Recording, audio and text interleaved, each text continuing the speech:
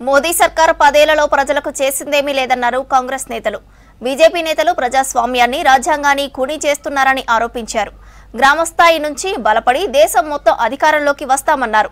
తమది రైతు ప్రభుత్వమని చెప్పారు. రైతులు పండించిన ప్రతి గింజను రాష్ట్ర ప్రభుత్వం కొంటుందన్నారు కాంగ్రెస్ లీడర్లు. దేశం మొత్తం అధికారంలోకి రావడానికి కృషి చేస్తామన్నారు కాంగ్రెస్ సీనియర్ నేత మధు యాష్కి గౌడ్. పేదలు, బీసీలు, దళితుల అభివృద్ధి కాంగ్రెస్ పార్టీతోనే సాధ్యమని చెప్పారు. 10 ఏళ్లలో మోదీ సర్కార్ చేసిందేమీ లేదన్నారు.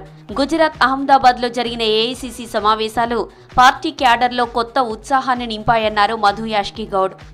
రాసిస్తున్నట్టుగా సామాజిక social engineering, social justice and empowerment of the weaker sections 90% ఉన్న జనాభాని ఈ దేశ వనరుల పంపకంలో వాళ్ళని భాగస్వామ్యం చేసినప్పుడు దేశం నిజమైన అభివృద్ధి చెందుతుందని నమ్ముతా ఉన్నాడు. అది జరగాలంటే కాంగ్రెస్ పార్టీ అధికారానికి రావాలంటే ఏ మార్పులు తీసుకోవాలనే దాంట్లో నిర్ణయం తీసుకోవడం జరిగింది. పార్టీలో డీసీసీ అధ్యక్షులకు ప్రాధాన్యం ఇవ్వడం సంతోషంగా ఉందన్నారు కాంగ్రెస్ సీనియర్ నేత అద్దంకి దయాకర్. రేవంత్ కృష్ణని రాహుల్ గాంధీ అభినందించడం సంతోషమన్నారు అద్దంకి.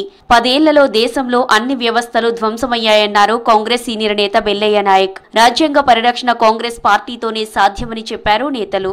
తెలంగాణకు ఒక తలమానికమైన ఒక గౌరవం ఇచ్చిందని నేను అనుకుంటున్నా. ఇది నిజంగా రేవంత్ రెడ్డి గారికే కాదు, మొత్తం యావత్ తెలంగాణ క్యాబినెట్తో పాటు పార్టీకి కూడా మంచి గౌరవాన్ని ఇచ్చింది దేశవ్యాప్తంగా కూడా.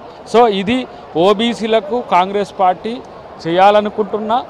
చేస్తున్న భవిష్యత్ కార్యాచరణ కూడా ఇది చాలా మంచిది. ఎందుకంటే దేశవ్యాప్తంగా ఉన్నటువంటి డీసీసీలు బలోపేతం అయితేనే బ్లాక్ కాంగ్రెస్లు బలోపేతం అవుతాయి. బ్లాక్ కాంగ్రెస్ బలోపేతం అయితే గ్రౌండ్ రిపోర్టు ప్రజలు కోరుకునే పద్ధతిలో పార్టీ నిర్మాణం జరుగుతుంది. రైతులు పండించిన పంటకు మద్దతు ధర ఇస్తూ చివరి గింజ వరకు కొనుగోలు చేస్తామన్నారు ప్రభుత్వ విప్ ఆది శ్రీనివాస్. సీఎం రేవంత్ రైతులకు మొదటి ప్రాధాన్యత ఇస్తున్నారని చెప్పారు. రాజన్న సిరిసిల్ల జిల్లాలో వేములవాడ పరిధిలోని బాలనగర్ తో పాటు చెక్కపల్లి, మల్లారంలో వరి ధాన్యం కొనుగోలు కేంద్రాలను ప్రారంభించారు ఆది Srinivas.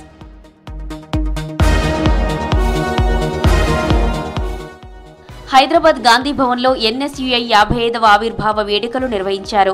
NSUI vice president Riteish రావు, ఖైరతాబాద్ డీసీసీ అధ్యక్షుడు రోహిన్ రెడ్డితో పాటు యువజన కాంగ్రెస్ నాయకులు పాల్గొన్నారు.